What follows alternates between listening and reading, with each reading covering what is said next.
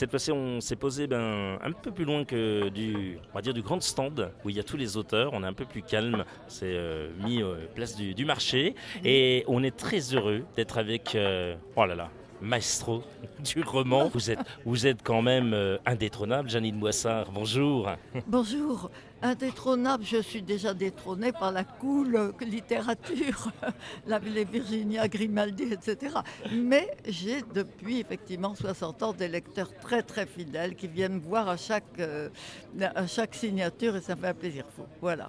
Je crois que Besançon, c'est une ville que vous connaissez. Besançon, la Franche-Comté, ça vous parle?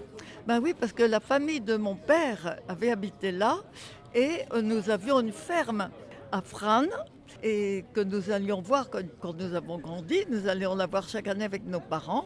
On déjeunait avec les fermiers, j'en conserve des souvenirs formidables. Sinon que à déjeuner, il y avait souvent des escargots, je n'aimais pas ça. Une fois, je les avais cachés dans la poche de ma robe, je vous dis pas le désastre.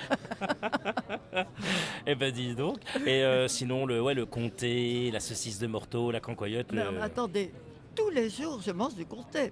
Si je ne mange pas du comté, je suis malade, je suis droguée au comté. Non, Tous les jours que Dieu fait, je mange du comté, du vrai. c'est magnifique ça. Ah, Elle aime la Franche-Comté, elle aime. j'adore la Franche-Comté, c'est magnifique, c'est beau, c'est à côté sévère, c'est à côté austère et c'est magnifique, c'est superbe. Vous êtes là pour présenter votre nouveau livre aux éditions Fayard, c'est ça? Oui, oui, oui. Voilà, est-ce que vous pouvez nous en toucher un petit mot de ce livre qui se passe chez nous, je crois, ici en Franche-Comté? Voilà, toute l'histoire se passe dans le Jura. C'est drôle parce qu'il y avait une femme qui m'attendait, une lectrice, là je viens d'y passer 3 minutes. Je lui ai signé son livre et vous savez ce qu'elle m'a dit? J'ai peur d'avoir peur. Ben oui, parce que au départ, l'histoire, Alma, l'héroïne, se retrouve, et c'est une femme j'allais dire comme vous et moi, comme tout le monde, sans histoire, un mari sans histoire, etc., et qui se retrouve le matin couché dans la paille d'une étable. Et elle ne sait pas pourquoi, si vous voulez. Effectivement, ça commence comme ça, donc je peux le dire puisque c'est les premières pages. Et c'est pour ça que la dame me disait, j'ai peur d'avoir peur. Mais si vous voulez, l'intérêt de ce récit, c'est que je m'attendais moi-même, parce que on ne sait pas toujours ce qui va se passer. Parfois, nos personnages nous entraînent, souvent nos personnages nous entraînent.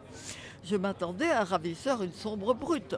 Pas du tout. C'est un garçon très très fragile. Mais c'est ça qui est magnifique dans l'écriture, c'est que je m'étais fait un plan, je ne m'attendais pas du tout à ce qu'il allait m'arriver. Mon personnage, d'abord, les personnages changent quand ils prennent vie, quand ils prennent corps, forcément ils changent. Donc ils disent qu'ils ne veulent plus faire ce qu'on avait prévu pour eux. C'est normal ça. Mais là, ça a fait un gros changement parce qu'il se révèle que le ravisseur est très fragile et que c'est Alma qui va l'apprivoiser. Et j'en ai fait une sorte de syndrome de Stockholm inversé. Vous voyez? Mais ça m'a beaucoup amusé. C'est ça que la passion d'écrire vient aussi de ça. C'est des personnages qu'on découvre, qu'on fait vivre, qui vivent leur vie. C'est pour ça que j'aime tant écrire aussi. Oui, c'est vrai que vous parliez de plan. La question suivante, elle était toute trouvée. Voilà, c'est comment vous fonctionnez voilà, après tant d'années. Est-ce qu'il y a toujours un plan? Est-ce qu'on s'y fie toujours? Apparemment non, puisque vos personnages vous embarquent. On ne Si, peut quand pas même. partir sans plan. Vous savez forcément quelle histoire vous voulez raconter. Mais Oui. la chose que j'ai toujours faite, et je continuerai toujours, avant de commencer mon roman, je me fais le portrait de chacun de mes personnages principaux. Pourquoi? Si vous avez un père qui vous cogne, une mère qui n'est pas tendre, vous ne serez pas pareil. Donc chaque personnage important, qui était son père, qui était sa mère. Et comme ça, au moins, pendant la lecture, le lecteur ne va pas se dire « Tiens, pourquoi il fait ça, celui-là ?» Ça fait que les personnages sont conséquents avec eux-mêmes. Vous voyez ce que je veux dire? Ça, c'est très important pour moi, le portrait de mes personnages principaux. Vous voyez? Ça n'a pas changé, ça ne changera jamais.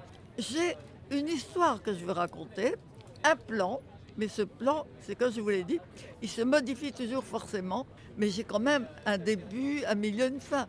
Normalement, ça finit comme je l'avais prévu. Mais ça change. Les choses changent au fur et à mesure que les personnages vivent. Et pour celles et ceux là qui viennent tout juste de nous rejoindre sur Village FM, on le rappelle, on est en direct du festival Les Livres dans la Boucle. On s'est posé au Café Beaux-Arts, précisément place de la Révolution. On est avec Jeanine Boissard. Janine, cet ouvrage donc, que vous présentez aujourd'hui aux éditions Fayard, c'est l'histoire de quoi, en quelques mots, pour là, celles et ceux qui viennent tout juste de se brancher sur 99.8 par exemple? 8 par exemple? Alma se retrouve prisonnière donc dans une étable abandonnée. Son mari va tout mettre en œuvre pour la libérer, bien sûr.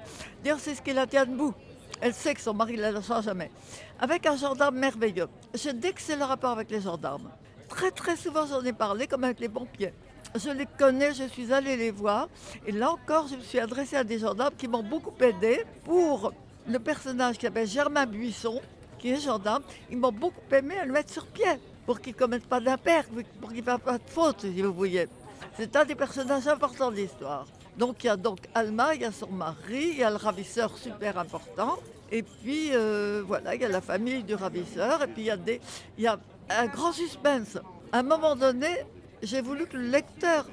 Non, j'ai un petit peu trompé le lecteur. Le lecteur croit avoir trouvé le coupable. Pas du tout. Je l'emmène sur cette piste-là parce que je trouve ça amusant. Je l'emmène sur cette piste. Ah, il dit ça y est, j'ai trouvé. Pas du tout. Eh bien, ne nous en dites pas plus. On rappelle le titre du livre, Janine. Quand la belle se réveillera. J'adore mon titre. C'est aux éditions Payard. On vous remercie infiniment d'avoir été avec nous sur l'antenne de Village FM. Merci beaucoup, Janine. Moi aussi, merci d'être venu m'interroger. Merci.